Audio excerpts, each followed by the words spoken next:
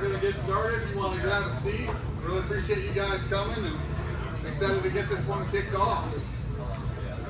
You know, we've had a number of events, so I don't want to go too far into the weeds here, but really appreciate more than anything else the people that make this happen. As you guys know, years ago we transitioned from being member finance to sponsor finance. And really appreciate the people that make this thing work. And I'll mention the first section we have the food, the drink, everything you guys see there. Really appreciate Three Nation Brewery, Sapporo, and Michigan Barbecue. We're taking a bit of a hiatus and doing a little of our own thing this year. In terms of wild game, we got elk and shrimp this time, but traditionally we use each and anywhere and really appreciate them. Really so honored to have the sponsors that have made this work. Summit Financial, Dale's been phenomenal and very generous in making this work. Whitley Penn has been outstanding. I'm sure if I see anyone there from Whitley Penn today. 171 Ranch and Double M Squared Ranch as well with Sean and Charlie there. Just so appreciate you guys being a part of this. Our purpose and really what makes this different than most other groups is really trying to look at outdoorsmen and trying to find a way to get them together. Really find an opportunity for us to gain fellowship and have events and different types of organizational ways for us to get new outdoorsmen together and enjoying these kind of experiences. Naturally starting with more of an outdoorsman speaker series like we'll have with Durrell today, but also looking at ways to give back. And we actually give back 15% of all proceeds outside of events that we have to different organizations that are wildlife and habitat. So kind of a fun way to give back to the sports we all love and really making sure we continue that pursuit. Our board of directors have been phenomenal in making this entire thing work. Booms and busts alike, as we see with the economy. These are the guys that really made this thing work and continue to advance it. If you have any interest in getting involved, let us know. Obviously, we have a lot of different things that we can continue to pursue, and I'll mention one in next year as a fundraiser we're going to be putting together what we call the Celebration of the Outdoors event. We're going to be having a 300-person event, which should be interesting, and that should be a fun way to get together. And before I go too deep into that Celebration of the Outdoors event, we'll talk about it later. I want to introduce Durrell. Had a great experience catching up with him this morning. It's so interesting looking at different people, what gets them into the outdoors. And I know we've talked a little bit about bird hunting. Naturally, we had Dale come a couple years ago, but what's so cool about Durrell more than anything else, and I'll kind of begin with this idea. You guys obviously love golf, hunting, fishing. Where would you think really the main kind of high level area is to hunt quail and different types of exotic birds? What do you think is like the main state where you would really want to do that if you're looking at the hardest and most difficult? Texas. Texas? I knew you were going to say it wrong. Anyone else? Survey? Georgia. There you go. Of course. Some people kind of know where he's from. So what's cool is Durrell's had a number of different people that are prominent in this sport of upland hunting mentoring. And it's been wild hearing more, not just necessarily about, you know, obviously you can get involved in shotguns, and gear, and all sorts of different aspects, but obviously bird dogs is where you tend to really appreciate the sport. You can't love upland hunting without loving dogs, right? And understanding training and tactics and communication, and also, as we'll talk about a little bit later, breeding and different aspects of it. I thought that was so cool hearing about it. Durrell also is the only ambassador for Beretta Firearms, as you guys know, the oldest and most profitable firearms dealer in the world, quite frankly, older than our country by like double, which is kind of insane. And also endorsed by other brands like Orvis as well. So very, very gracious to have him come from Atlanta here. Next time he might be bringing a horse. We'll see. The horse is not feeling too good this week. So at this point, we got some bird dogs, and we'll be doing a demonstration here after the presentation. But Durrell, thanks so much for coming. Thank y'all so much. Thank y'all. Well, how y'all doing today? Good. Good. I was expecting hot. Okay. Collective hot. That's normal. I was expecting the collective hot. And my Texas folks, now I got to give y'all a hard time. Y'all come to Georgia, y'all give us a hard time. So I got to come here, we give y'all the same thing. I love it out here. Texas, particularly Dallas, is a place that's close to my heart. So, and pardon me for saying, my grandma, who I never met, moved out here, worked for UPS out in Dallas. And it was always a dream of mine to come out here. I don't know why, but to come and chase and work out here like she did. So I appreciate y'all for having me out here in y'all's home, and I'm glad to be here. But You know, with that being said, man, I want to rock and roll. What I thought was really cool, first of all, that wasn't intentional. The little like sun through the little deep thing. That wasn't intentional, but it worked out. You know, and I also want to, I don't know, I believe in signs and stuff like that, and then I'll get to the presentation. I just want to bless the space by that gentleman right there on the wall, Mr. Willie Nelson right here. That is one of my recent idols. And I live by the saying of his, the song of his, energy follows thought, okay? And so I want y'all to tether yourselves to that throughout this presentation, because that was the thing that I did coming in from the south side of Atlanta, Clayton County, to being able to travel and guide all across the country. It was my thought that allowed me to do that. My thought communicating that to my wife in the back, who was also super supportive, my two little ones. So I need to give her the thank you for that, for supporting that thought. Okay, so but yeah, I wanted to bring you guys some good stuff that a great mentor of mine, Mr. Neil Carter Jr. You know, y'all talk about bird dogs and quail in Georgia and all of that stuff. Well, you know the plantations down there, and you know, or you've seen some of the folks that make those hunts happen, right? The African American dog man that keep that show on the road. We've been doing this the last 250 years, and I was blessed before he passed away to receive some of the last of like 200 years worth of tradition that we built, right? Coming in, so for the last 8 years, I spent my tutelage learning from Mr. Carter, and then going out and creating a life of our own. And so he died tragically last year, and I remember so much of the time sitting with him, drinking bourbon, after working dogs, good days, bad days, horses acting crazy, sometimes they're doing good, and it always came back to spirituality. Every day up under his shed, when we finished working dogs, it always came back to spirituality. And I took that as good news from, you know, driving down from Atlanta to Thomasville, and I'll get into that in a second. But that's what I mean, the gospel of a dog man. That's what it is that I mean, the good news, the gospel. And what I wanted to do, I was blessed enough to be able to take in those experiences and experiences that a lot of people don't frankly do. And frankly, a lot of black folk don't really get a chance to do. Especially coming from Atlanta. They call me the city slicker down in Thomasville. Okay? City slicker, so I get the dogs on you. And so, but what the most important thing out of all of this, and I give this one to my wife, it's honoring your call. She's like, you know, you're following something, you're chasing something, right? And she's like, you had a thought, follow that, right? Follow that thought. And so, man, how long was it? 2015. 2015, I started my pathway living on the south side of Atlanta, crazy neighborhood, and I went to private school, and I was seeing a lot of my friends leaving, going out of town, right, spending a couple weeks with their dad out in South Dakota or something like that, right, or Texas, matter of fact. And they would come back with these stories, like, man, and it was like, yes, it was spending time with their dad, but they were telling me about these dogs and these birds and all of this stuff. And me being a kid from Atlanta, I wanted to travel. We traveled a little, but I never really got out there like that.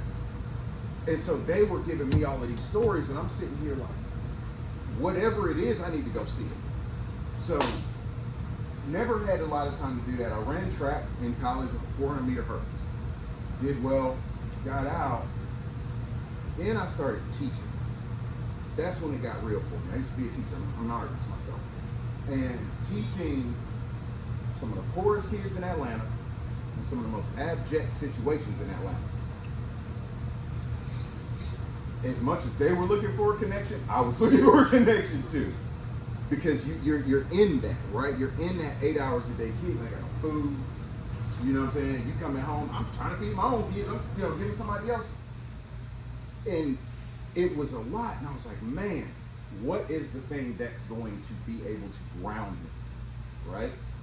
Yes, I'm making art, but that's my job now. Like, I can't make enough art to keep myself settled. But I always wanted to do this thing that was chasing bird dogs. And so I finally got my first dog. It was a lab, matter of fact. And I remember walking South Georgia with not near the gas power that I got now, with a Craigslist Labrador Retriever for $425 and my granddaddy's 100-year-old 410 shotgun with the pullback hammer. I know y'all know about that. And we were gonna follow and chase some quail. We were gonna do that. And a lot of folks were like, man, first of all, my wife was like, wait a minute, you trying to go to who plantation and why? What? No, it's cool. We good. We good. I'll be back. She's like, okay, cool. Make sure you get back. Okay? But then the next thing is, it was every weekend or every Friday, I'd get off work, come, and I was just so bent on getting down the south. And I did it for about 2 or 3 years, every weekend, driving about 4.5 hours. Every about 2 o'clock in the morning, wake up, be at the plantation or wherever my buddies were training at 6 a.m. on the dot. We were cutting dogs loose, horses loaded up, and we going. All through that, I started to realize that process was changing me as a person. Chasing that thing, having a much larger goal than myself, and still not really sure where it's all going. Oh, that's my dog. Oh boy. I bought something over there. So, but I know, for my entrepreneurs, I know y'all know what that's like. And you ain't even gotta be an entrepreneur, just whatever in life, chasing something that you do not have eyesight on. Blind faith. I think we all go to church on Sunday to figure that out, right? I was figuring that out in the woods. My wife started pointing, she was like, man, something different. We were dating at the time. And I started sitting and thinking, like, what is it? And the whole time I'm watching these men who didn't have nothing. Granddaddies were slaves and stuff like that. They were blessed enough to not have to do that, right? But never had to go and get what we call a real job, right? They were always playing. They got a chance to work dogs. They got a chance to cultivate habitat. They were learning conservation firsthand, right?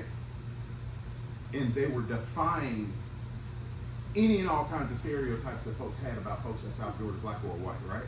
And I'm sitting here like, this is it. This is good. So what I started doing was documenting this process more heavily. I was doing it, and I had a podcast, and I was getting some traction and things like that. But I started noticing the value were in these little tidbits of lessons that these guys were getting me. Now, mind you, they were getting on my tail about dogs, and your dog ain't this, and your dog ain't that. But you paid too much for a Craigslist dog, like stuff like that, right? And so it got there. So if you can feed through all the mess, the trash talking, you actually get something good. And so, with it, I found myself to be an adventurer. 7.5 years later, I end up not retiring. I stopped teaching, blessed enough to do that, and I was blessed enough to be here in front of y'all, so many other folks, not through my nonprofit, but then also through my Sporting Life Notebook brand, to then be able to travel and see other people, other cultures, right? To teach other people, kids, grown folks, about this beautiful thing that we have. And that's where we find ourselves today.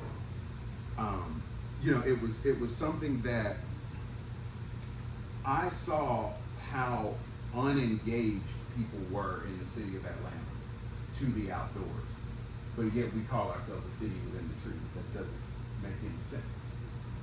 So I wanted to be the one to sit and say, hey guys, look, we got a problem on our hands. The climate crisis is the fact that we don't have enough people out in the climate, right? We don't have enough people engaged in habitat, talking about longleaf pines, right? Talking about mesquite bushes and Mern's quail and things like that. And the more I was able to go out, it opened up. So, going from there, that is the most beautiful place on the planet for me, the Owyhee Canyon in Oregon. And I want to talk about this here because this was kind of one of the things I wrote a lot of this trying to put myself into the mindset of where I was in the moment in each of these photos, right? And to kind of tell a story. But before I get into this, we look at things, and sometimes when you're in nature, you just stop to take a breath and you think about what's going on. I never realized that not only was I appreciating the outdoors, but I was also taking creatures that had never been out there, and they were internalizing the spaces. And I then realized how connected we really are to our creatures and our team. And I'll get there because on this point right here, this was a funny story. I shot my first chucker right there. Moments before that, that's Vegas, and y'all saw me walk through here. There's Hot Boy at the top, and I was right there, and we just sat there. I've never seen a dog eyes open up, and he was inhaling the grandeur of nature. I had to ask myself, how does a dog understand God's creation? How does that work? I didn't think that they were thinking about those things. But when I saw that, and I didn't even know Brian Grossenbacher, he photographed it, I didn't even know he got that shot. But moments after, I said, Brian, dude, we got a beautiful thing here, man. These dogs just saw that. And it was the most obvious, oh my God. If they can do that, we can continue getting that message out to other people, right? We can continue sharing that. And we can also talk it. So when I was here, when I talk about honoring that call, I asked myself, who been calling? There's a thing inside of every last one of us. Doesn't matter how old you are, how young you are. My little ones over there, they got it. And as parents, my wife and I are just trying to continue to cultivate that within them, right? I'm trying to tell them, hey, look, somebody calling you, man. My daughter, somebody calling you, gal. Somebody calling you. How you gonna answer, right? I wasn't able to do that coming up. My family was too busy. We grew up middle class, trying to work, just trying to make it work. And I didn't spend enough time thinking about what's driving me until well after the fact, and I started asking myself out here, they're feeling alive in this photo. What got me feeling alive, right? And I asked y'all the same thing. We're in a weird time right now, man. Economy, politics, everything like that. And I've always been the same person. Dude, let's throw all that aside. Let's look internal now. Right now is the time to start looking internal and asking ourselves, hey, what's calling you, right? You can make all the money in the world and still not be answering your own call. And that wasn't worth it for me. That was not worth it sitting in a box. So it meant traveling. But this, energy follows thought, is the same as law of attraction. Anything that y'all wanted to do, it ain't too late to do it. And that was something that, honestly, great mentor of mine, for those of y'all that are Pheasants and Quill Forever folks, Howard Vincent, who just retired. He's a fantastic mentor of mine. He sat there and asked me, he was like, Durrell, what are you doing, man? Why are you still, he's like, man, I got my family, I got this, I got so many things. He's like, but does that get in the way of you changing the world however you can do so? This is the former CEO of Pheasants Forever. Just made records for how much land that organization put back into conservation and then added some, right? This is a man that has done so many great things for the world, asking me, dude, what are you doing with your time? You sitting in there teaching, and that's fine. I was sitting, by that point in time, I got to Westminster, Atlanta, fantastic school. But you can be so far wrapped into that thing that you know is safe that you ain't looking over the fact that there's a whole lot more opportunity over there. And right now, you're doing a great thing for your family. You're bringing money. You're doing this. But your family wants to see you put your energy back into the world. And I also can't tell my children to do that without me doing that. You feel me? And what does that look like, right? The entire time, there's ups, there's downs, there's highs, there's lows, and this is now where the bird dog piece comes in, where I started getting that message. It wasn't about how good my dogs were. I mean, yeah, they're good, I'm a guy, but it was more so about, Neil was telling me, dude, you hitting your head with these dogs, that's a bill, man. That's you know, taxes, that's tax season, that's whatever the case may be, that's whatever is hanging you up for moving forward, right? You need to start seeing these dogs as metaphors for your life. He was like, how do you think I got through doing this my entire life? Because I looked at these dogs as a metaphor and a story for the greater good, right? For my long-term goal. So that was one of the things that really got me. I was sitting up right there on that rock, and I had no idea that bird was right there. And I'm just like, good Lord, man, like, how did I get here? You know, so just moving forward, I go on looking at these dogs. So then we talk about taking it in, right? Well, this is the same canyon. Hot boy who's on the truck now. National champion, or dad was a national champion, so on and so forth. It's him right there. That is way down. I don't even know how far down that goes. It's just down and down and down and down. So we're going exploration. There used to be a time that I would not, being from the city, walking toward the edge of a tall building, wouldn't have done it.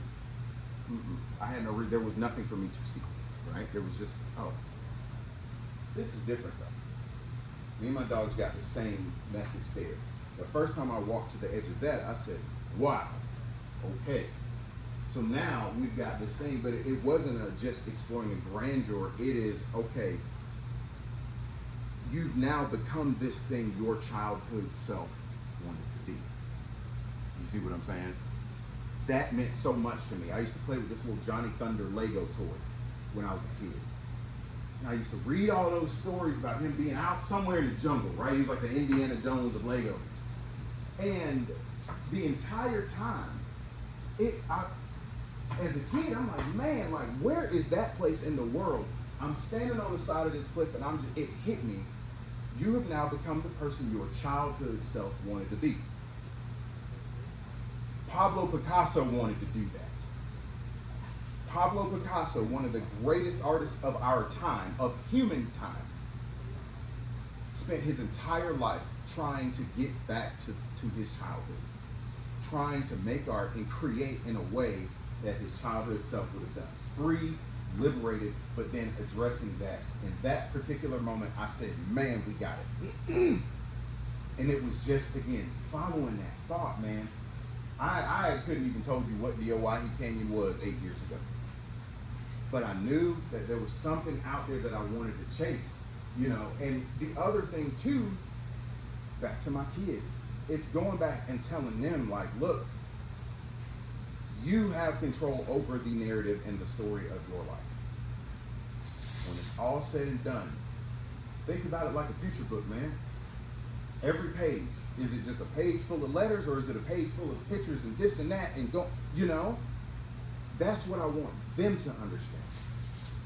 You know, and because it was so, and it's less about getting out of the house and going to church. It's more about getting outside of your own box. Everything external is just a big metaphor for everything internal. And the moment that I felt like we can get out of our boxes, man, like that's how we start moving things forward and shifting culture. But then also,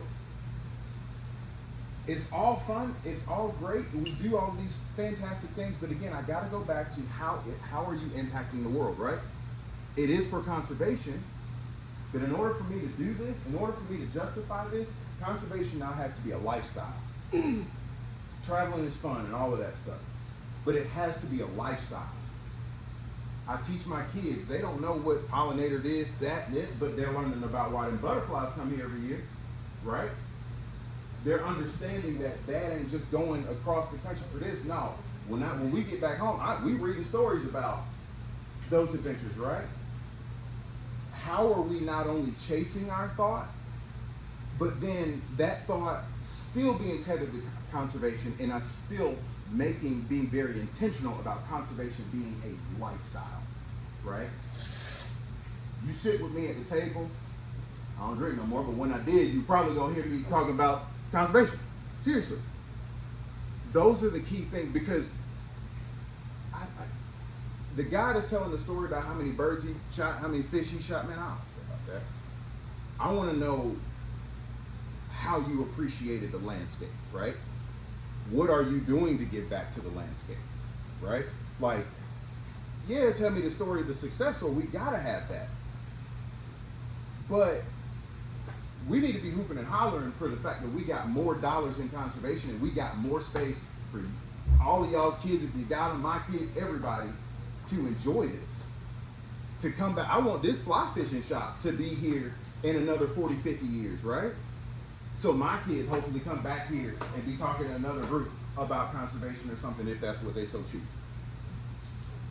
But the only way to do it is for us to be in this room sharing stories about our joy, but tethering that joy to conservation. That's my big deal right here, right? That's how you then add more depth and meaning to that childhood dream for me. And so, one of the last great things that I also recognized from Neil was Neil wasn't ever alone. Neil never trained dogs alone. And when he did, he still had, I don't know, he had Curtis and all of them, his other buddy that's videoing, but seldom did he train dogs alone. It takes a village. Sometimes there are things in life you don't see it. It takes somebody else to do it. Sometimes with a bird dog, you think he's good and he ain't. And it takes somebody else to do that. But it also takes another person, number one, naming your family, but it takes somebody else to make this whole thing, come up together. I'm not in here talking to myself. Y'all need that. I'm in here talking to y'all, and I hope to get more feedback from y'all. This is a conversation. It takes a village, right? I care about what y'all got going on. I care to hear more about what you have, connecting. I care to know more about how you're taking this message and giving it back to the community, right? It takes a village. It took my wife to support me to be like, man, I don't even know what you're doing, but let's get on about there, right? I tell so many of my buddies, man, like, look, stop talking about your outdoor experiences as a way to get away from your family, man. That's your tether. Bring them out here. Bring everybody out here, right? Share that with them. If they can't come, tell them about it. Tell them till they get to know it. My wife is tired about hearing the different bird dogs and this and that and how many this, that, blah, blah, blah, blah, blah. But that's a way that we share that, right? It's dope to see when I go out somewhere across the world and they don't know nothing about Atlanta and I don't know nothing about where they're coming from. But I'm going to talk trash because you got a German short hair though. And we're going to vibe off. I got a short hair, trust me. About 6 months ago, I was talking real big money trash back in the day. But like, I got one now. But that's how folks connect, right? I want to know about what your landscape is. Tell me about your childhood in the woods. What did it look like back in the day? That stuff don't get old to me. That's the stuff that keeps us engaged, right? No one cares about the stats, the numbers. That no one feeds off. Seldom do people feed off of numbers, right? People feed off of your joy. People feed off of that. That's where people are when you talk about the outdoors. But we've got to be more diligent about sharing that joy, but then also understanding that village that I was talking about, it ain't just people. That village is the other 5 dogs in the truck, and that one right there.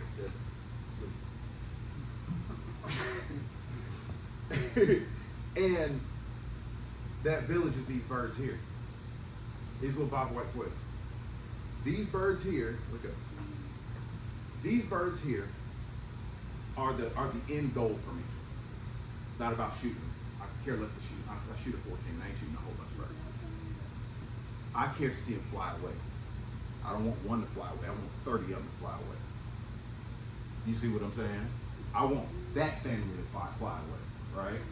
I want my family of outdoorsmen to walk with me in the woods, right? It's all one big family, man.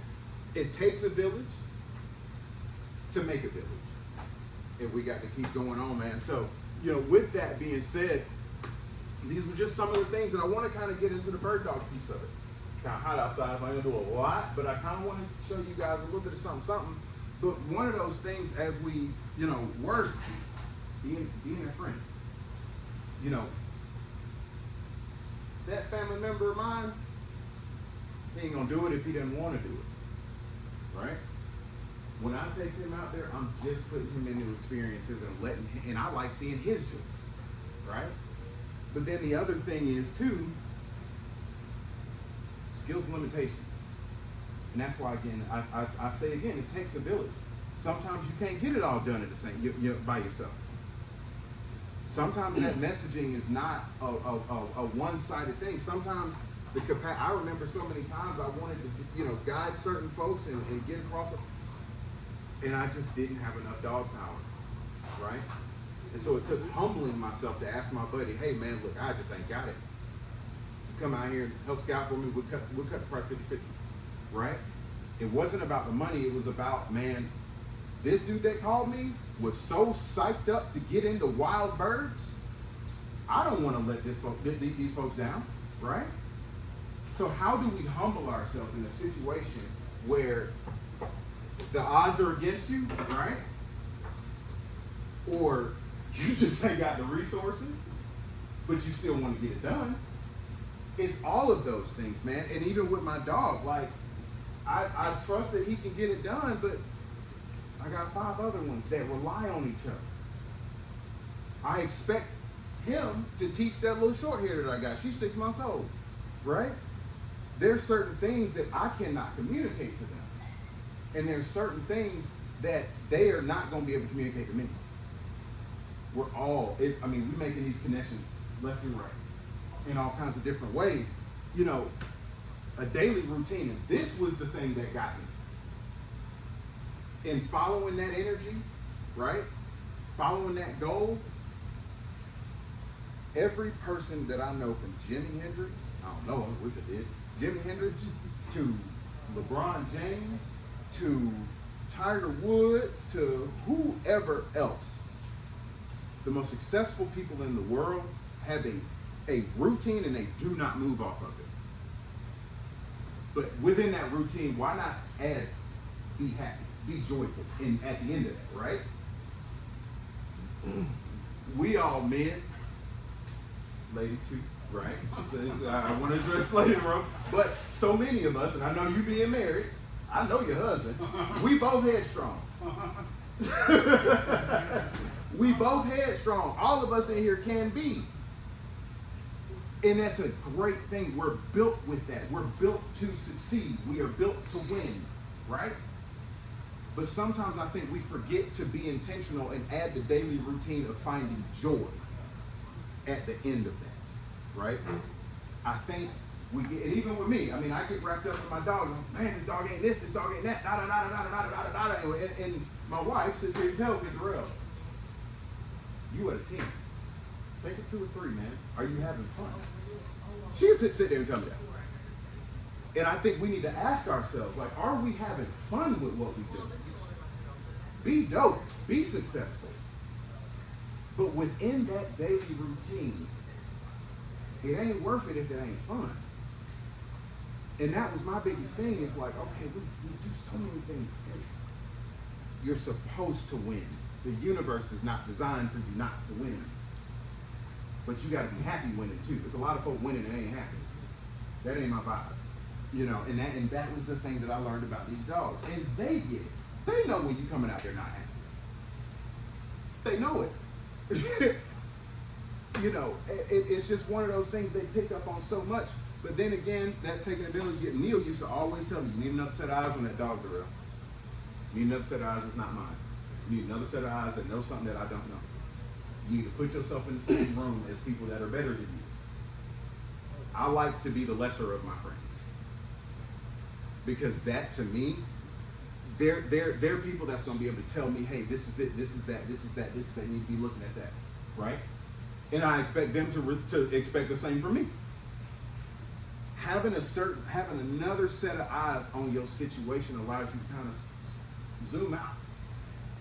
There's times as entrepreneurs that I literally had to go and hire an entirely different marketing director because for whatever it was, it ain't it, right?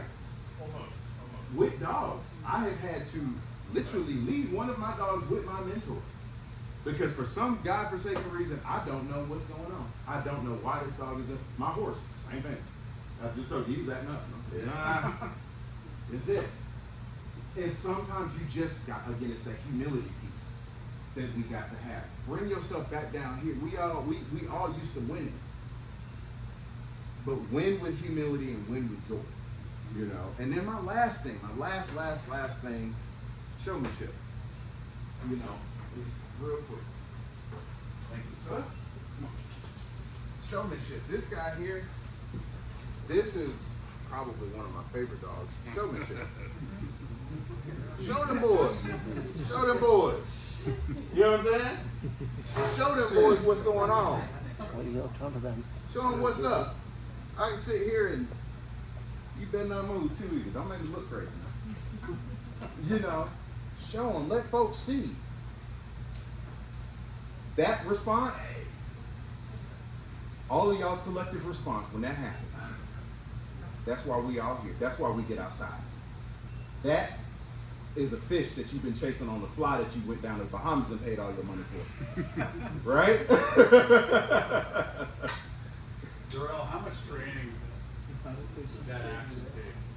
Is that a daily thing? That's that daily routine. Literally. That's that daily routine. That's that daily routine. And it's keep your hands on it. You know what I'm saying? That there's one of those things that when you commit yourself to it, right? Commit yourself to an activity. And it don't take much, 15 minutes a day. You know? 15 minutes a day. That's all it takes. Everybody think it takes some genius thing to train a dog. It really doesn't. Don't believe it. No. But then also again, good genetics. You can get into that. Now y'all can get the bird dog there with me now. Good genetics. Intelligence. Right? You get yourself a bird dog, y'all want to get out there, spend the money on a reputable breeder. Right? That ain't no Craigslist bird dog. That's what one of them is. You want to. I know you do. But my biggest thing coming from the South, and like I said, this is the bird dog guy in me. I like dogs that work. I'm not looking for the prettiest dog in the world. I'm looking for the dogs that got a mind and want to get the job done. Because when y'all book my hunts, the price that you paying, you expect them to get on some birds, ain't you? You expect them to see something. Show them. Showmanship. And take ownership in it. Don't nobody buy a Porsche to not show it. Boy, you better not move. Like, no one buys a Porsche to not show it, right? It's the same thing. But also, you want to sit here and let that dog knows I'm not making him do anything. I really didn't have my hands on the tether before he did that. That dog gets joy out of doing that right now. That right there, that's a hit of cocaine right there. Look at him. That right there that's the high for that dog. Everybody's like, oh, what, the dog gets a thrill out of retrieving. No, he doesn't. That dog's about to pop. That's what he's getting his high from, right? Not, bringing the bird back. The game is over by the time he bring the bird back. He'll bring it back and spit it in front of your foot. And you'll be like, what's next, right? I know. All right.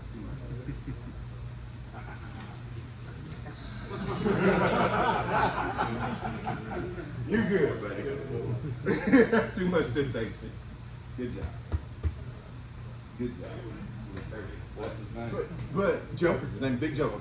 Yep, Big Joker. So he but yeah, I mean, he's fantastic dog. He's 3 now. This is my lead dog. So him and that other dog I brought through here was my lead. Vegas he was not really feeling that heat. But that's kind of what I wanted to show y'all, and I'm so glad it snapped in like that. When y'all get bird dogs, if you don't have one now, when you do, you want to get out there. And trust me, the fly fishing thing, I'm there. I'm sold. I got in late in the game. But it is so awesome to be going and chasing rough grouse and find a little trout stream right there, right? It is so awesome to be in the Owyhee Canyon chasing chucker, and I get back and my buddies done brought in trout bigger than my arm. All of it works together.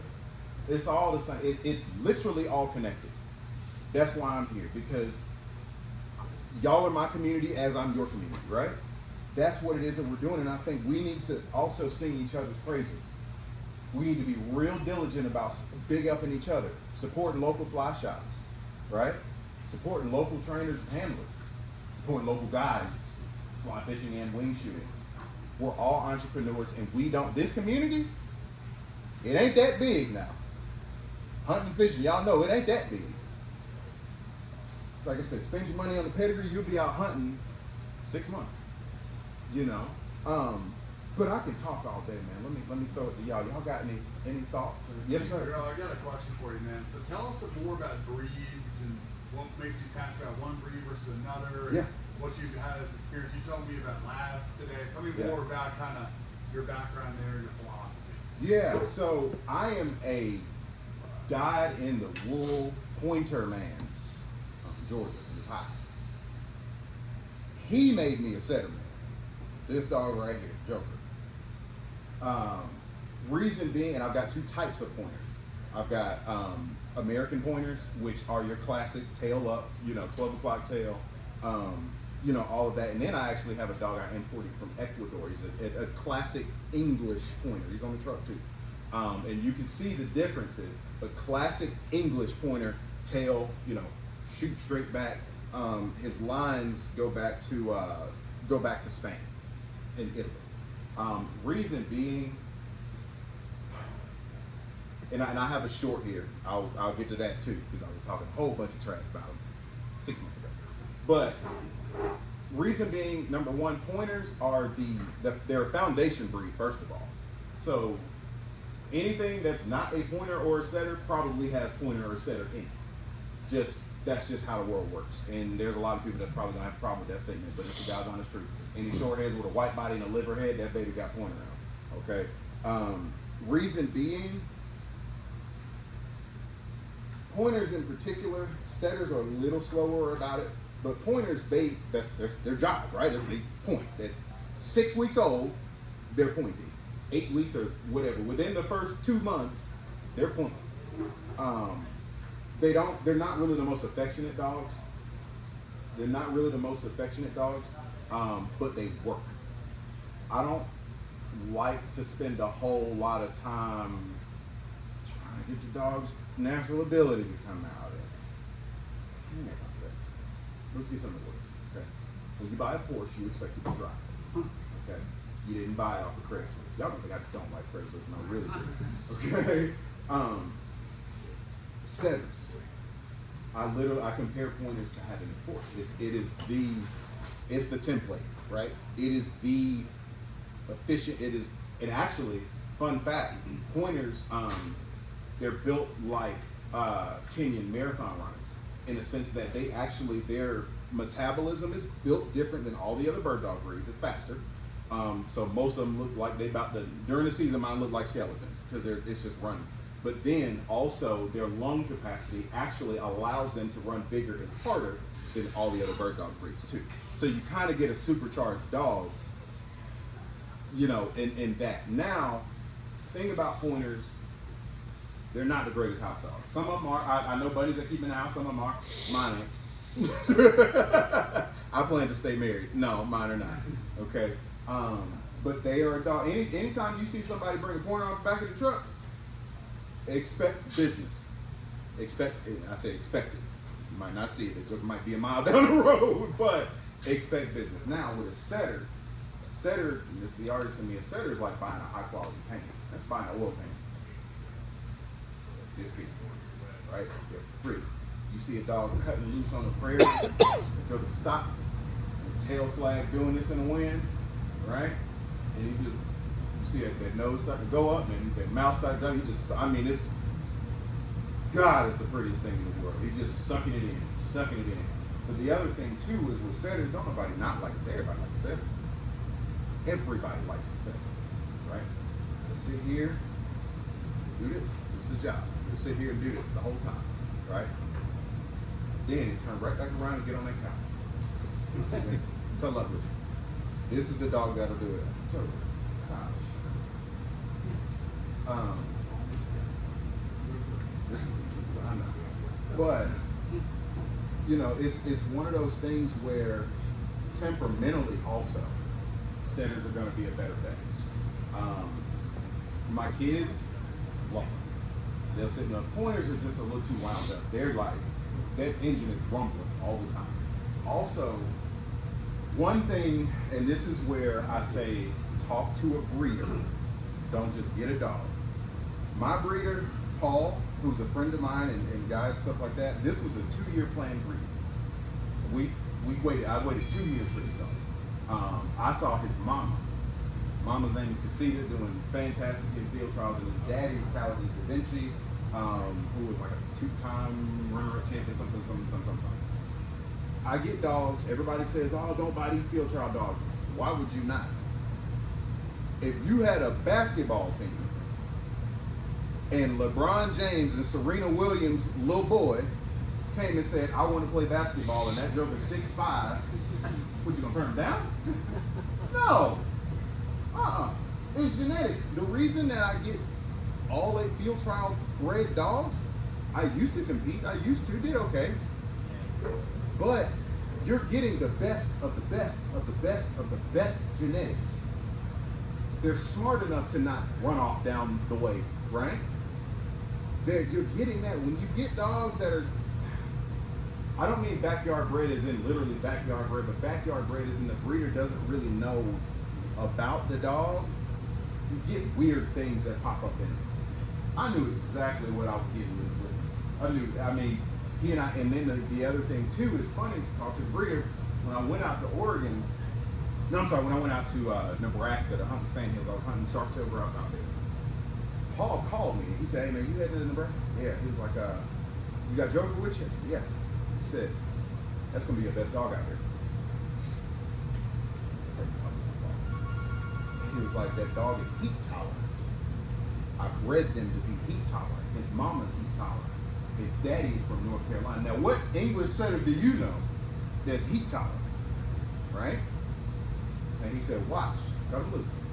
So at the time, he was a pup. He was young, so I was guiding another guy out there. So I did not actually run him first. I didn't take him out at all, matter of fact. So after like the second day in the shark tail, we were just getting skunked. Finding birds, but they were jumping and they just wouldn't let us get close to them. I don't know what it is. They don't like pointers. I don't know why, but I was running what I thought was my best dog. We get back to the camp, and we were remote camping, so we were way out there. We get back, it's about midday. In Nebraska, you stop hunting about 10 a.m.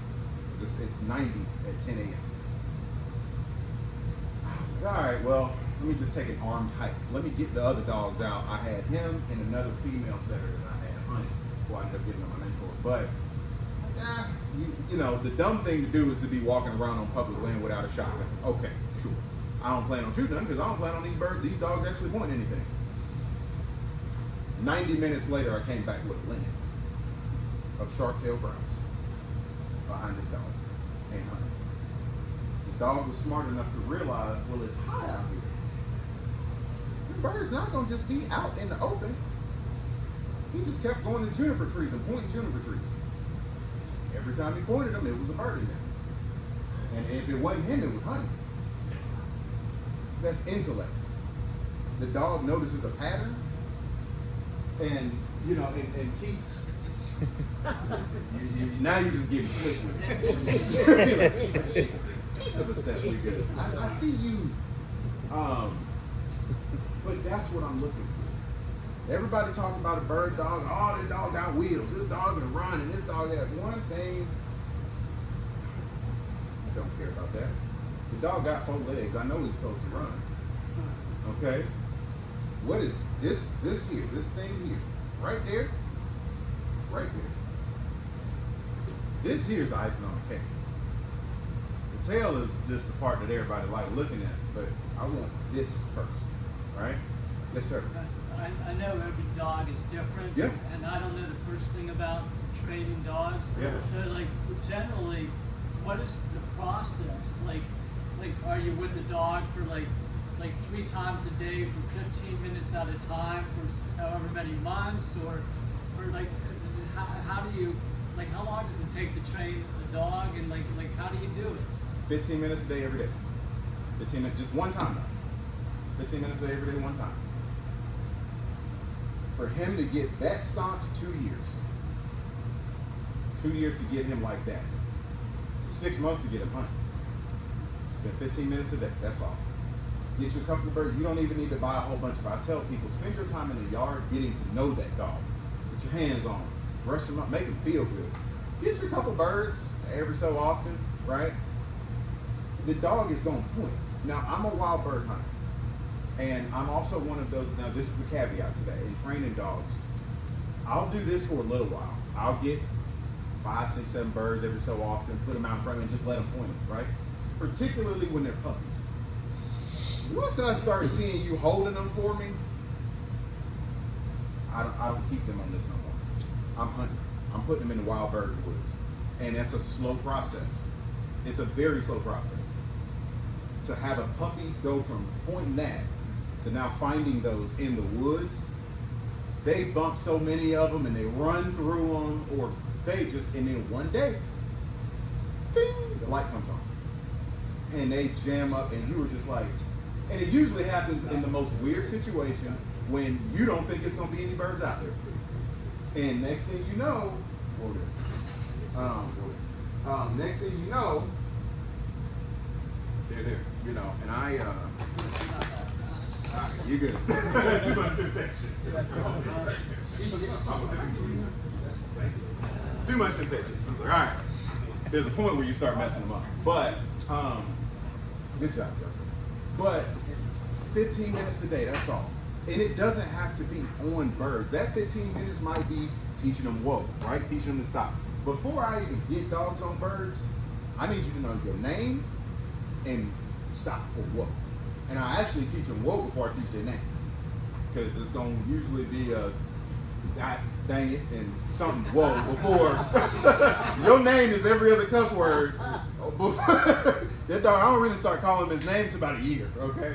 But I teach them to stop first. That's honestly what takes the most of your time. And see, and especially you get a driven dog, they don't want to stop. After that, the next thing I say into that, if you got buddies that hunt, put them on the ground with your dog. And I've run into this situation with other friends of mine that only have one dog and don't really have any friends and stuff like that have other dogs that can go out with them and stuff. I said, well, do you have, I don't know, somebody with a corgi? I don't know. Have them go out with you, right? They just need to have another dog on the ground to learn how to not be distracted by that. That's all. You know, and so that, it doesn't take a lot of time at all. In 6 months, you get the right genetics, you get a smart dog, you just spend a little time with it, you hunt in 6 months. Yeah. Any other questions? Are you just training your dogs or you're training others? Tell you about training other folks' dogs. I did it. And was good at it. Sometimes folks don't follow through. So the thing about training dogs, again, if you send them to a trainer, I tell people when I send them home, I don't want your dog back, right? And I mean that by like, I love you dog, it's great. Send them back if we're doing something, we're moving forward. But I don't want you to call me in 6 months and be like, everything that you did just came undone. Like, whoa, wait, no, like, And so I just got too many calls doing that. And what happened was I started doing a disservice to the dog. And so I just didn't have it in me to train other folks, but I did it for a while. So it was fun. Had a few successful dogs on folks' guide strings. Usually what I do though is I train my own, finish them out, and then sell them that way. That way I know what I gave you. What do you sell them for? About $1,500. $1,500. Yep. For a setter puppy, $1,500. For a pointer puppy, $1,000. Yeah. Setter puppies are a little more in demand. I'm not trying to hit you over the head. I want you to have one. The thing about owning a bird dog, it should not be a burden, right? Getting a puppy, especially, there are people that sell dogs for $5,000, $6,000, $7,000 something dollars. How are you gonna sell a $5,000 dog that doesn't know anything? Sure, I'll take your money. But then you just gonna be pissed off that you got a dog that don't know anything. For $5,000, $6,000, I better have that. I tell people, don't buy a bird dog for more than $1,500. Don't. And I'm not trying to shortchange no trainers. I got trainer buddies that I would say, bro, I wouldn't buy your dog for $1,500. Why not? It's a great dog. It's just too much. He doesn't know anything. And then again, $1,500, $1,000, that don't hurt as bad when that dog go out there and doesn't do what you expect him to do. Them numbers start running in your head like, I kind of spent this. And I don't want to break the bank. He will have his first litter next year.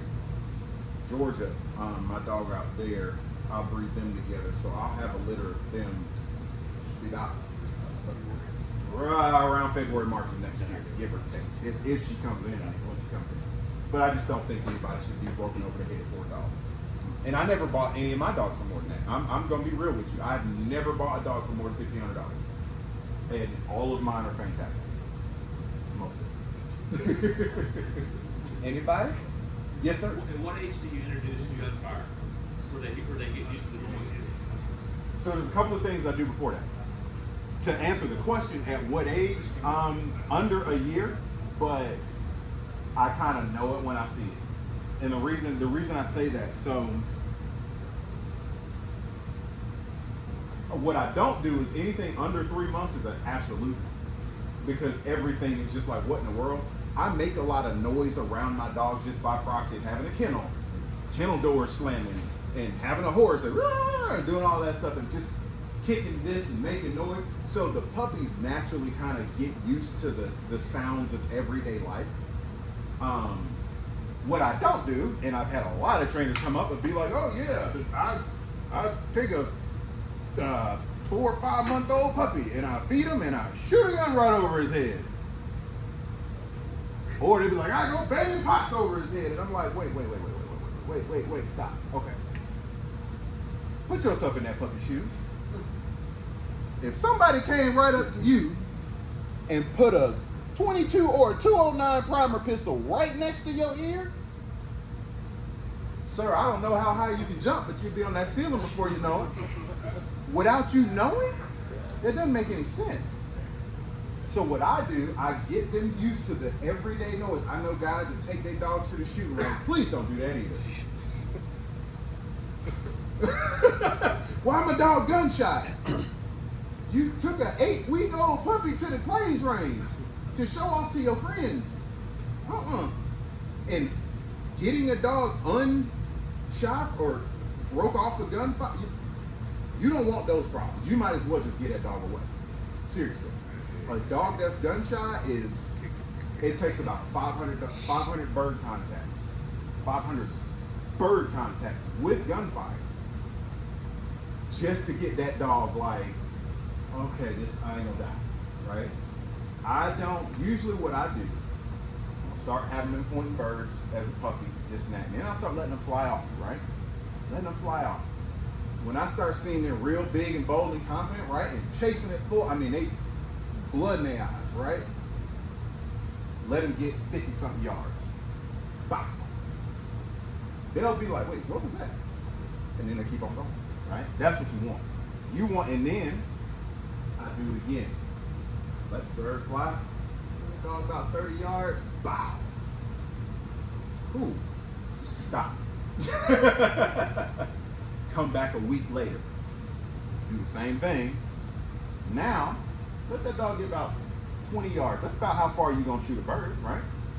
Bow.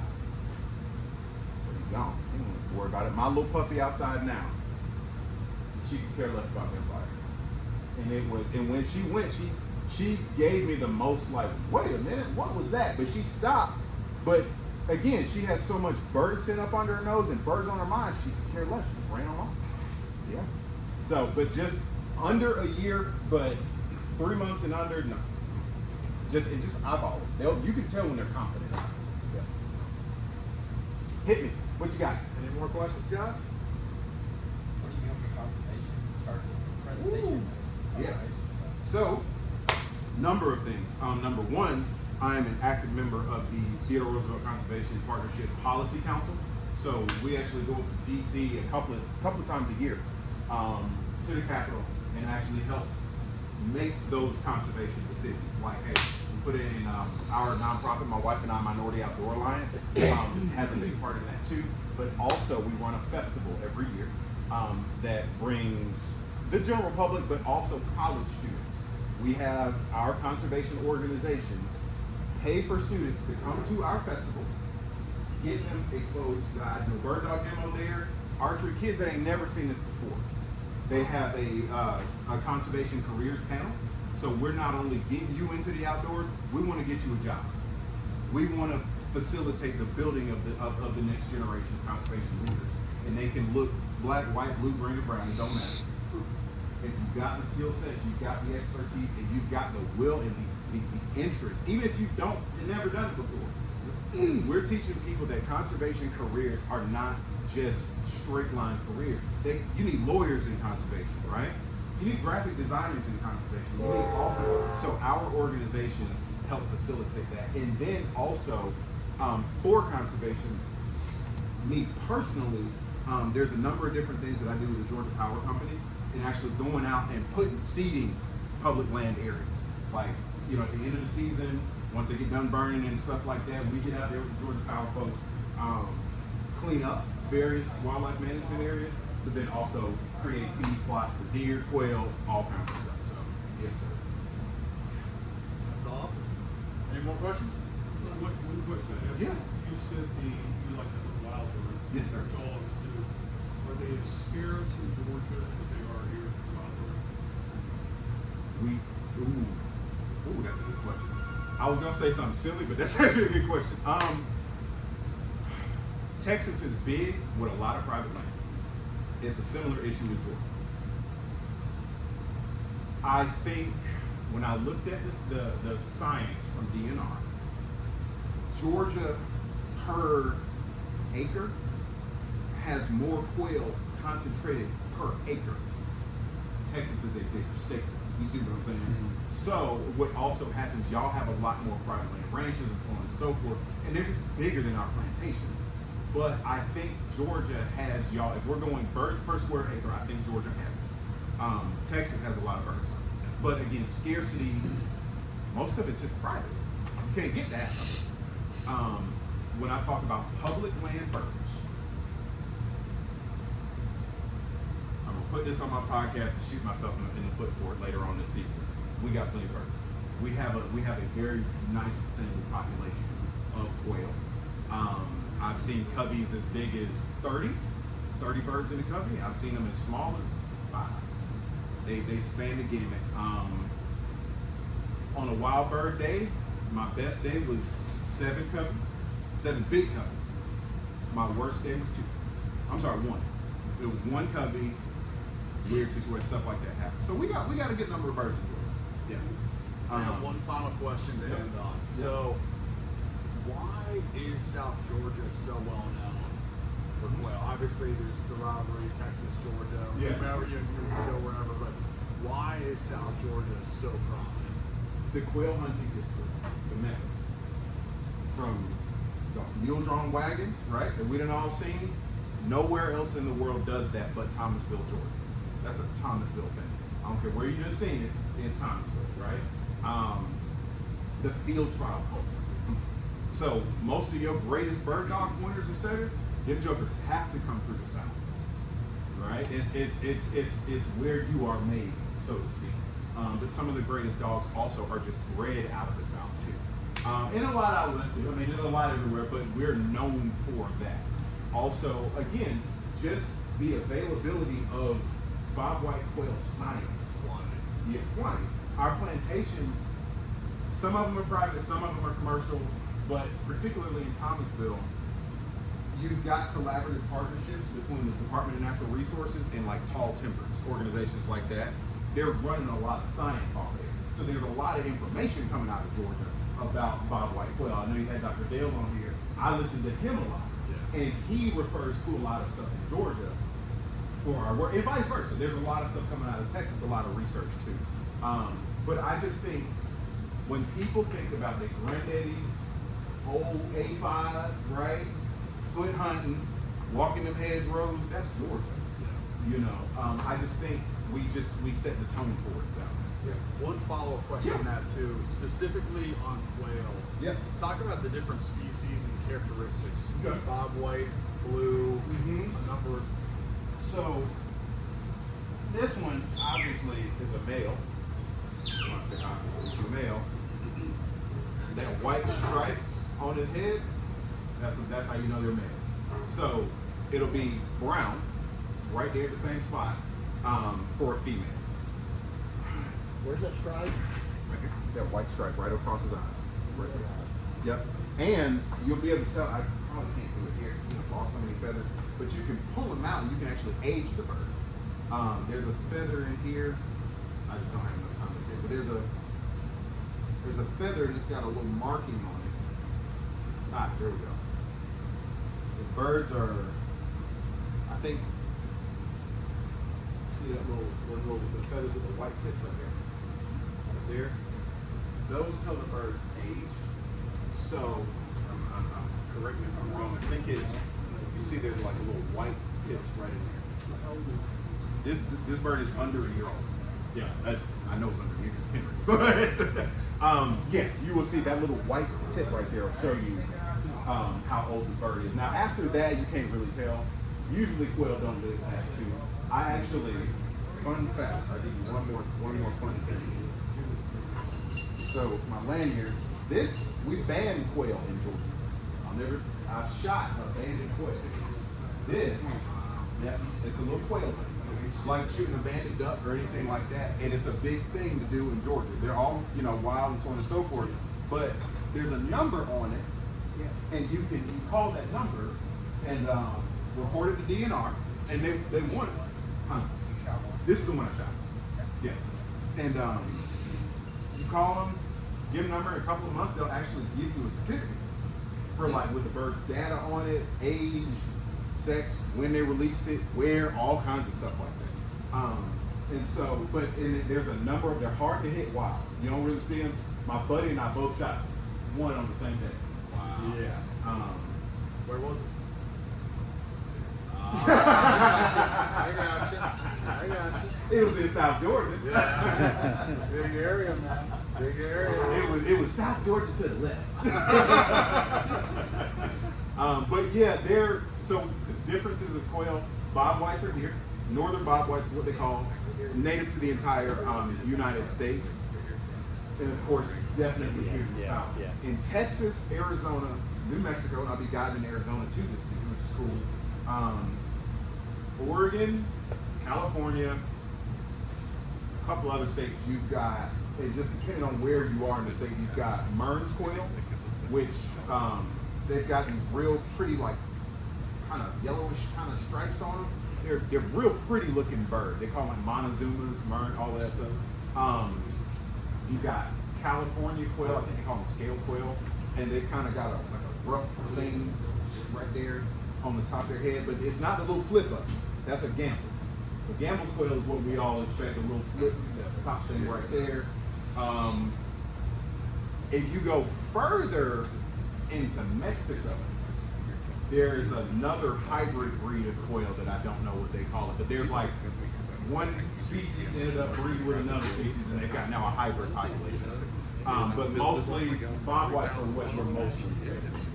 Yeah. And they all act different. So bobwhites are birds. They call them gentlemen quail. Like they hold for a dog. If you want to show a dog, put them on some bobwhites. Then they'll run a little bit. They'll run some. People don't know bobwhites sit in the cubby. No, they run, but they sit, and they'll sit not too long, but they'll sit long enough for you to really get a good show out of your dog. Other types of quail, some run more than others. Some are a little more flighty. A lot of it honestly has to do with the density or sparseness of habitat. So usually birds, especially here in desert country, those birds are doing a lot more running because they're, in my opinion, their greatest predators are avian. Snakes and stuff and bobcats, yeah, they get a hold of them, sure, but a hawk and an owl will, they will decimate a population. Okay, so yeah, it really depends. Now, once you get to Georgia, how to find them? I mean, you get in the if it can cut you up, if it sucks to get in there, it's quick. If it's tangly and all kinds of stuff and don't cut, yep, it's quick. I like to tell people when you come out Georgia, look for blackberry bushes, beautyberry bushes. That's the key. Beautyberries are these little purplish, oddball looking berries. They hang out in there. Beautyberries, blackberries, your classic longleaf pine, but that has a lot to do with canopy. So if it's too open, there's not going to be any birds in there. You want kind of like I go for like 50-50 canopy, where it's not too dark, not too light. Not too dark, not too light. Enough sun coming through to let a little grass come up, but not so much that it's like super thick. Seeds, anything that has a seed in it, I would hunt that area. Your partridge peas and stuff like that, in Georgia, I'm speaking about that, they eat that kind of stuff. Now, you also need to know when to hunt them. Yeah, my bad, but he was like, dude, what you doing? One thing about hunting them, you hunt them at different times. Learn from the fire breaks. So we do a lot of prescribed burning in Georgia. In that early season, just walk the fire breaks. Because the chicks want the bugs that come out of there. In that early season. After about December, I'm not hunting fire breaks like that no more. I'm hunting feed plots and things like that, where because it's not really a whole lot of like bugs around, but there's a lot of grain. And you'll get popcorn flushes, you'll get big cover flushes, all kinds of stuff. So you just know when to switch during the season. One thing that I do a lot, I take like crazy detailed notes on everything. I open the bird's crop up, what was he eating when I shot it? Where did I find it when I shot it? What was it doing? Was it a single? Why was it even there? I'll ask myself stuff that scientists be like, bro, why do you care? But that's hunting, right? I want to get a leg up. And then when I'm having bad days in habitat, there are places in WMAs that you hadn't gone. Last season I had a time like that for about 2 or 3 weeks. I wasn't finding nothing in my best spot in Georgia. Go that way. We don't ever hunt over there.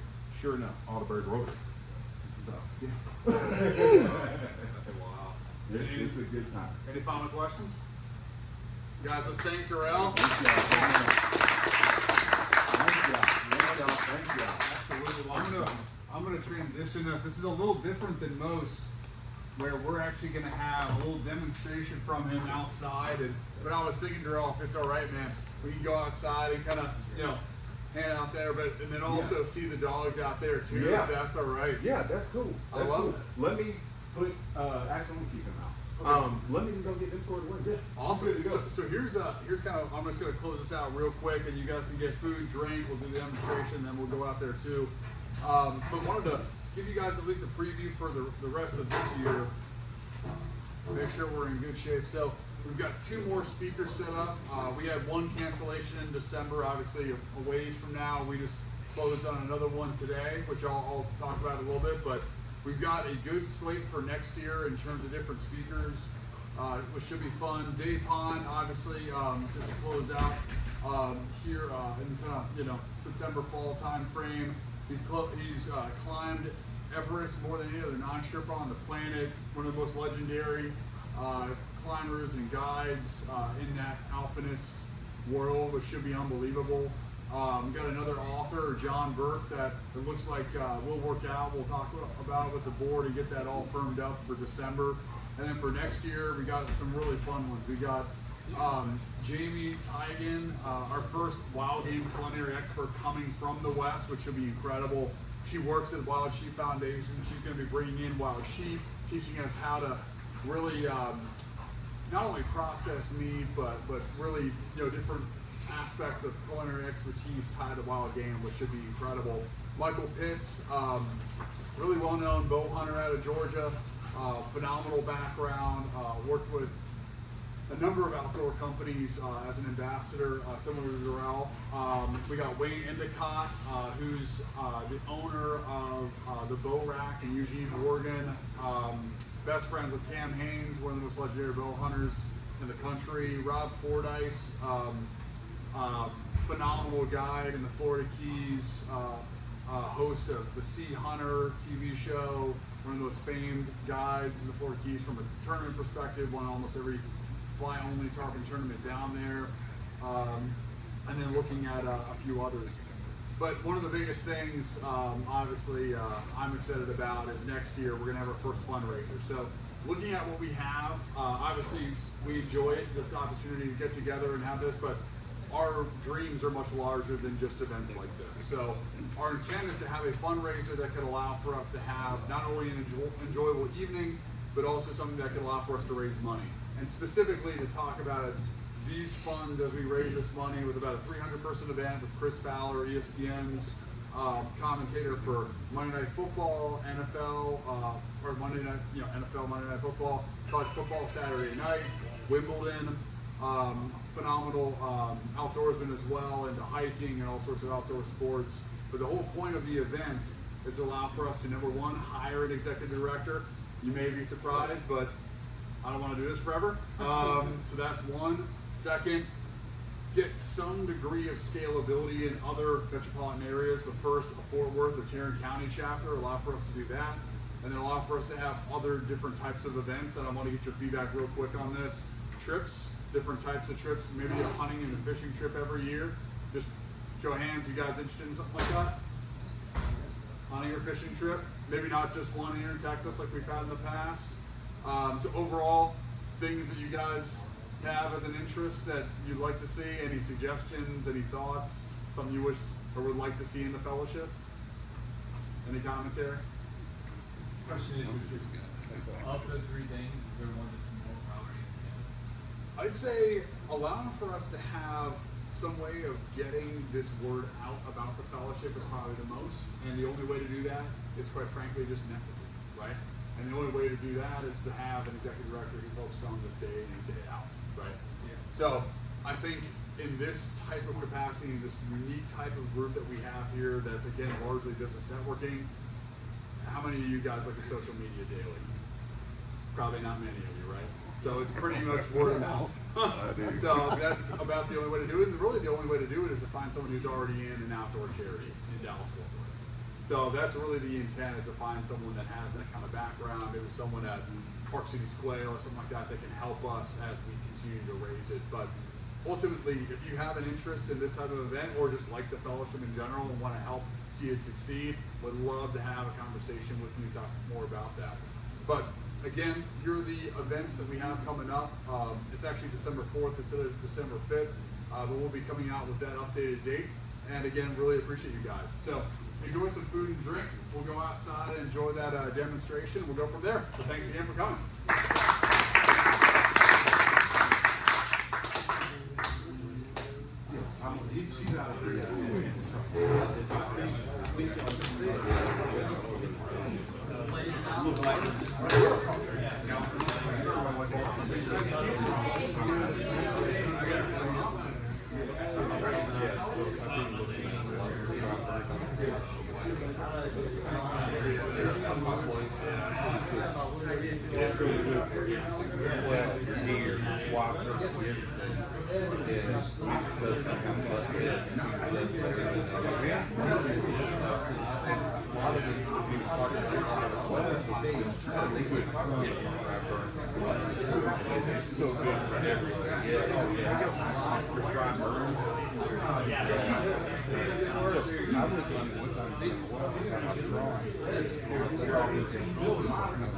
I'll go through run down on my dogs. There's 3 here and 3 on the other side. And I'll tell you about each one of them. So, y'all saw Joker. This is Kai. This is that Ecuador dog that I brought in. That pointer. So, yep. So, if you look at him, he looks like an old school pointer. Yeah, Look at that totally. head. Like a painting. Yep. And if you look, tail won't even go up. Like, so biologically, they're different. They don't do it. And I'll show you the other ones too. But his tail will sit out just like that. But his name by his breeder, Omar Mera in Ecuador. His pedigree name is Calderonensis Icaro, from like Icarus and Daedalus, the Greek story. He was the 8th and last to be bred from Omar. So Omar in Ecuador, he's the only dog here in the States like this.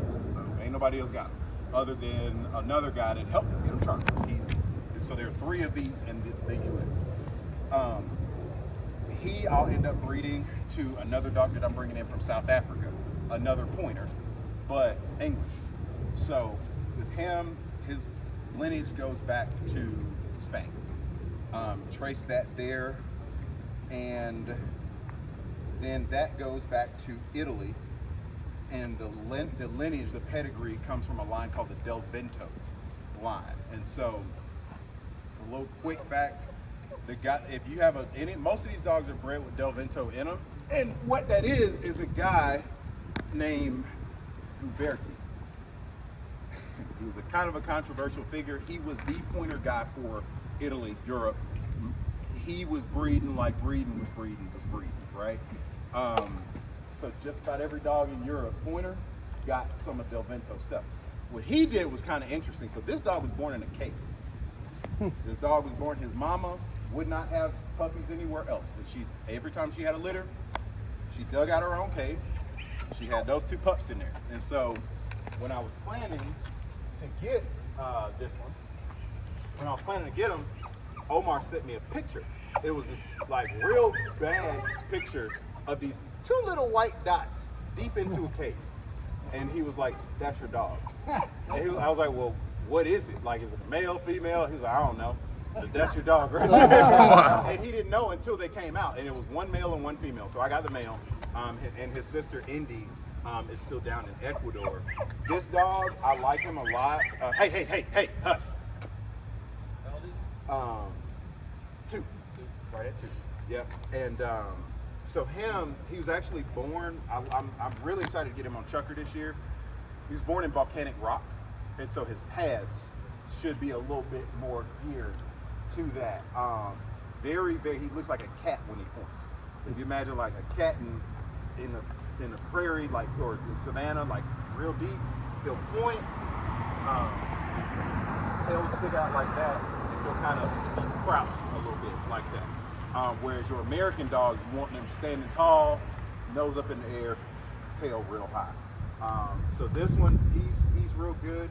What I also like about him, very easy to train. So if I have to say I'm breeding towards something, it would be more toward this. As far as temperament, I don't have to do as much to keep him staunch on birds.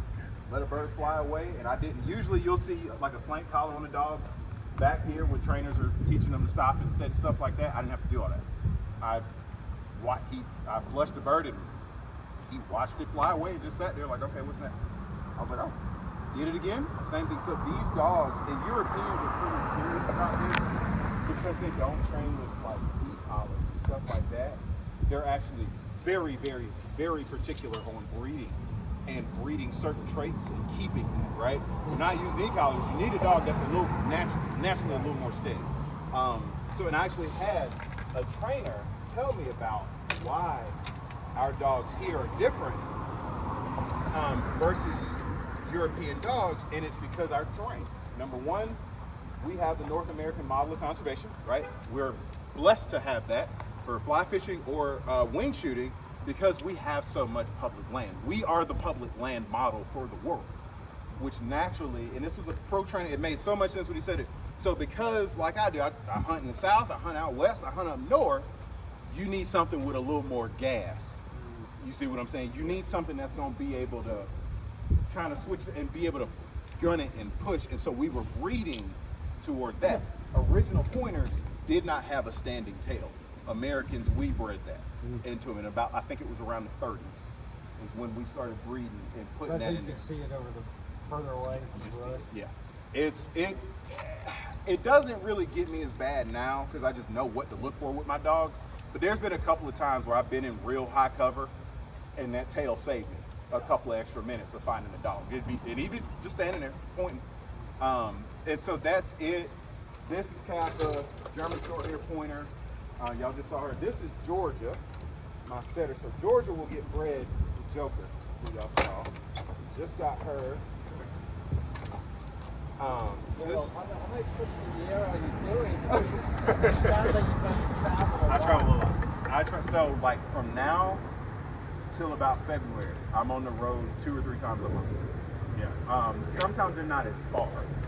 You know, I'm not going to Oregon all the time, but I have one major trip to Oregon. I'll actually spend about 6 to 8 weeks, right by the border wall, hunting, right up in that area. I'll be guiding with an outfit called Border to Border Outfitters. So I'll be out there for a minute, and then I have my Georgia hunts. And so I kind of do a little bit up north, come back here, hang out, do a little bit out, you know, do a little bit at home, chill out for a second, head out west. And then I end out there and come on back. And then by the time that happens, I do one field trial a year down in South Georgia. It's a club called the Georgia Florida Shooting Dog Handlers Club. Plantation field trial, you know, wild birds and stuff like that. We like to have a good time, compete, talk a little trash, make a little money, or lose a little money, and you know, and go out there. But it's not. That's the one competitive thing that I do. I like competitions, but my competition is birds and clients. If you happy, I'm happy. If the birds are pointed and shot, I'm happy. This is Georgia, dirty Georgia, because Lord Jesus in that name. So she actually, what's cool about it, they have the same grandparents. So now we're talking about line breeding, right? For my lab guys, I know y'all know about that. There's that conversation about line breeding and inbreeding, okay? There's a finite difference. The line breeding is, I want so many generations of the same consistent line, but I'm not breeding like a sister to a brother or a dad to a daughter or something. You're skipping a couple generations out. Oh, trust me. It's not Arkansas, Mississippi. No, but in the dog world it is. And I can guarantee, what's crazy is, I'm gonna give myself the caveat, the guy that I know that bred a sister and a brother, it worked. I wouldn't do it, but it worked. I don't know what else you did with the rest of the dogs. I wouldn't do it. That's a little too close. And what happens is, like in my pedigrees, anytime somebody gets a dog from me, or your hair is dirty. Anytime somebody gets a dog from me, where I sell it and I train it, I show them what they call a coefficient of inbreeding. And that shows you how close each dog is in that generation, by so many points and so on and so forth. So they know that, like, you're not getting a dog that's gonna breed hip dysplasia or something like that, or breed something crazy. I'm okay with breeding close. I'm not okay with breeding too close. You know, so I like to keep it cousins or something like that, you know, in that ballpark. But you usually get really consistently smart dogs. And also stylistically very styled dogs. So her tail, you know, bone straight, 12 o'clock, it'll stand like that. She's on birds. Really well built. I like her size for a female. Hard charging dog. Put her on some birds. She's just like this, you know, any other time. You put her into some birds and she is like at it. Is an issue like dysplasia mostly breeding caused? Really? At this point, yeah. Yeah. Because and I say that because there are people that are breeding dogs because they love them, not because of the science. Yep. We can't do that. Yep. You breed a dog because you love it, you didn't get it tested, or EIC, or whatever the case, depending on the breed, depending on whatever it is. But like short hairs, there's dysplasia. I know labs have it, so on and so forth. Sometimes those folks, there's ways to get that out. Yep. Don't breed it. Yep. I know you love the dog, but don't breed it. Yep. You know, and then when you find a dog that's really breed worthy, you're like, oh, okay, now I see it. So at this point, it's my opinion, and I'm specific. It is my opinion that hip dysplasia is something that we are doing counterproductive to ourselves. We're putting it back in them. Yeah, and I mean, a short hair just like a lab. Everybody got one. And everybody think they got the greatest dog in the world. All of these dogs that I got now, and the other two I'm gonna pull out, the only two that's getting bred is this one and that one, and she's already had a litter. I bought her specifically because I knew what she was gonna throw beforehand. She's in her litter now that she's had. I think half that litter. I think there were like 8 to 10 dogs in that litter. At least half of them are competing, at least, and doing well. Not like, oh, this is no, doing well. The other half of them are surely hunting and guiding. You know, so that's the other thing. I've trained a lot of dogs and sold a lot of dogs, but what I want to breed for myself next year, I wanted it to be right. I want the numbers to be in line, and I don't want no callbacks. I don't want you to go, what did you sell me? No, we ain't having that problem. If anything, I'm gonna give you too much dog. You know what I'm saying? I tell people, you can't push a rope. You cannot push a rope. I'd rather have and not need than need and not have. The worst thing in the world is to get out there in the woods on wild birds and have a dog that can't get it done. And I know you love them to death, but that ain't it. You know, so, but she also, again, setters just like to sit here, just want to love on her. That's all. Sweet dog, but a killer. She's a killer. So that's Georgia. Her whole name is Calladin O'Keefe, named after the artist, Georgia O'Keefe. I gotta run, buddy. Good to see you, man. So then, When you're on the road like this, Durrell, do you take them out once a day, or Yeah. try to find a field couple somewhere? times. Yeah. So this is actually, I was just telling you about this. Yep. When I travel, I see a lot of people taking their dogs out, letting them pee on the side and stuff, which is cool. Do it. That's how you get your dog parvo. You can get a dog a disease doing that. I don't take my dogs out to air them out and do nothing. I will find the most off-beaten, obscure gas station, side of the road, something like that, that I know ain't nobody going to, and I'll take them over there. I know everybody has good intentions for their dogs, but you just don't know what's in that grass, and there's no way to really track it. So, you know, and then the other thing too, I'm around too many other people's dogs, you know, trainers and stuff like that. I know my buddies wouldn't take the risk of giving my dogs anything, and so I want to be responsible and not, you know what I'm saying, give them that thing. Hold on. So I take them out. Usually, like if I'm on a long trip here, I'll probably stop 3 times. So on a 12-hour ride from here to Atlanta, I'll stop 3 times. Various bathrooms, usually, you know, let the kids do whatever they want to do, blah, blah, blah, blah, blah. What I do is easy. So this trailer has these little things here. I just hook them all right there, and they're gonna put the feet right here. And then scoop it, toss it, move on. Yeah, just real easy. I pretty much got a system.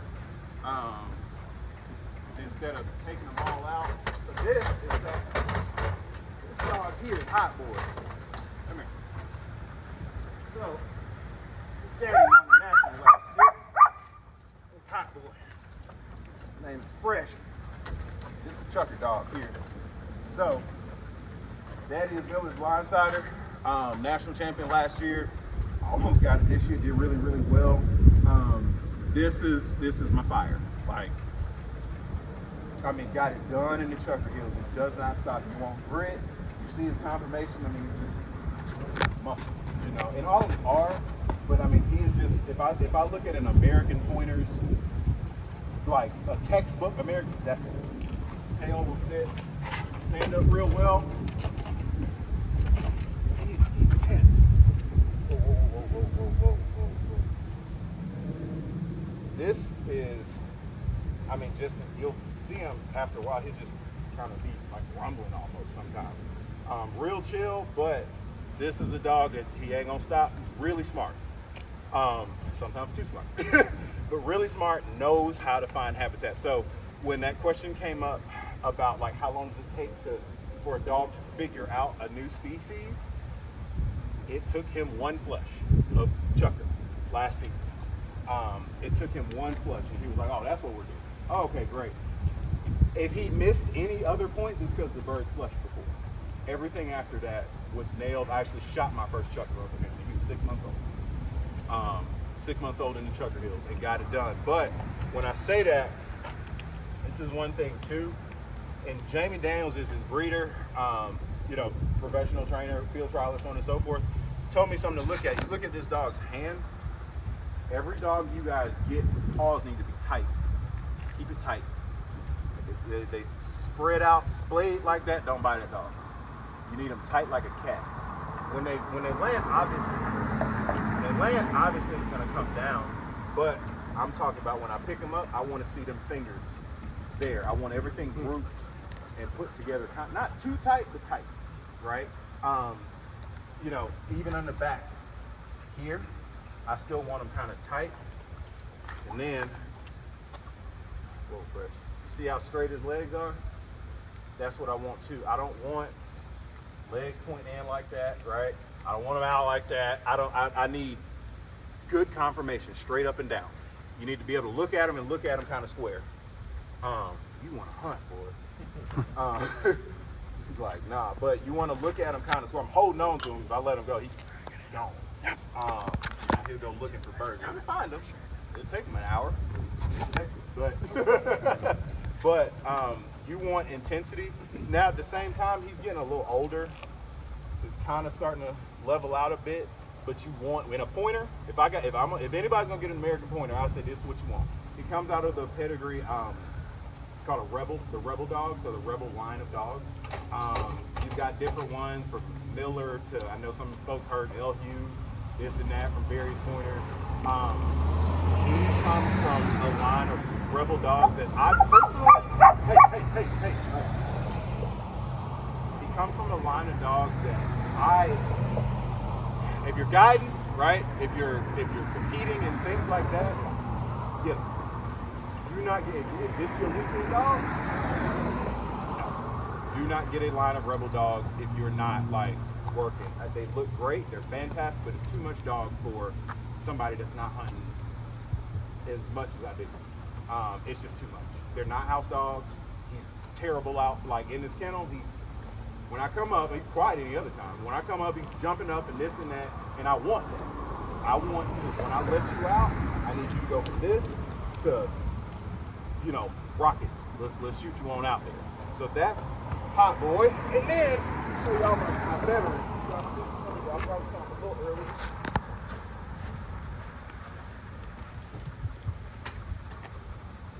And my last one is Vegas. First dog. My first point dog.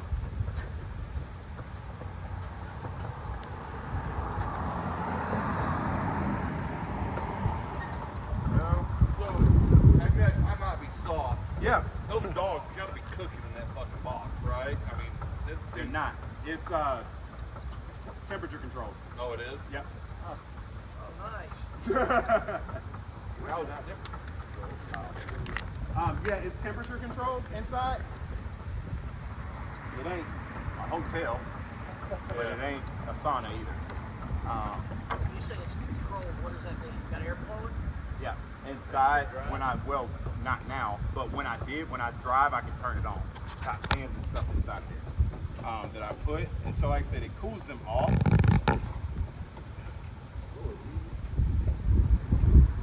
get my thing out.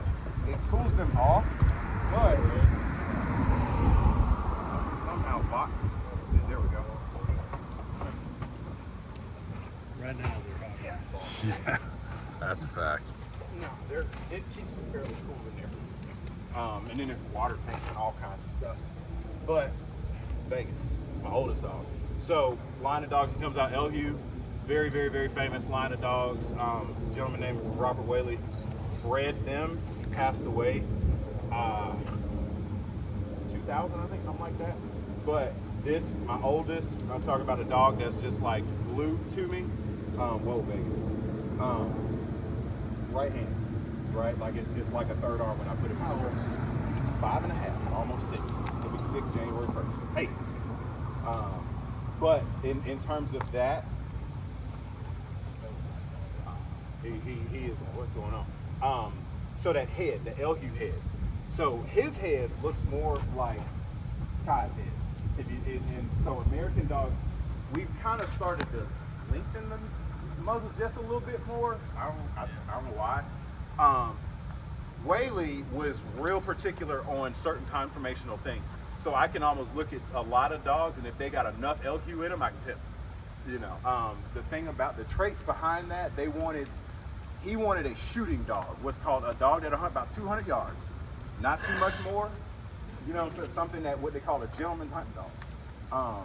Come here, Vegas. Come here. It ain't nothing to do with it. Take you something back there. Called a gentleman's hunting dog. You want something easy. You don't need to be on your toes, you know, trying to chase down. No, just smart, you know where to go, know where to hunt, and at the end of the day, you put them back in the kennel and they're hanging out and chilling. But again, this should be the dog that if you want to invite your friend out, he's like, oh yeah, absolutely, let's do it. And everybody happy at the end of the day. Yeah. Which, thus far, he has done for me. But this is the dog out there, he done taken some nicks from 5.5. Yeah. What age do you retire them? They want to hunt. And, I mean, I've seen them hunted as, I've never had a dog 12 years old, but I've seen dogs hunting at 12. Really? Yeah, I have. As long as they can get up and do it and it doesn't look painful, you know, I'm like, okay, cool. Because the other thing about these dogs, if you don't hunt them and they don't do anything else but eat, sleep, and hunt, so you're taking purpose away from them. And it's sad. Like it's, I mean, they're cool, but you can tell they want to do the job. Right. I've got the guy that Jamie who gave me Hot Boy.